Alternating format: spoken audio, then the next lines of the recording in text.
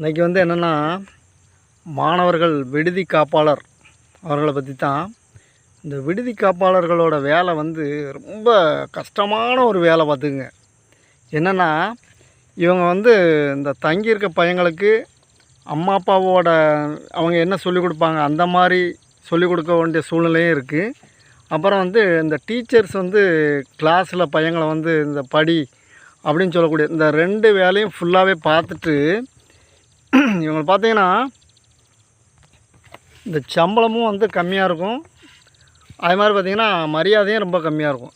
ஏன்னா இந்த போஸ்ட்டு வந்து அப்படி என்னென்னா, பையங்களை வந்து எப்போதுமே இந்த டீனேஜ் பையங்களுக்கு வந்து நம்ம நல்லது சொல்லும்போது வந்து அவங்களுக்கு ரொம்ப சங்கடமாக இருக்கும். இப்போ நம்மளும் அந்த ஸ்டேஜில் இருந்தால் வந்திருக்கோம். இருந்தாலும் இவர் நல்லது சொல்லாரு அப்படின்னு நினைக்க மாட்டான். அவன் வந்து நம்மளை பார்க்கும்போதே வந்து ஒரு எதிரியை பார்க்க மாதிரி தான். ஆனால் எல்லா பையங்களும் அப்படி இருக்க மாட்டாங்க. இந்த பையங்களில் வந்து ஒரு 75% பையங்க வந்து இந்த டீச்சர்ஸை விட நம்மகிட்ட வந்து ரொம்ப அன்பாக இருப்பாங்க. அது வந்து நமக்கு ஒரு ப்ளஸ் பாயிண்ட்டு இந்த வார்டனாக இருக்கவங்களுக்கு.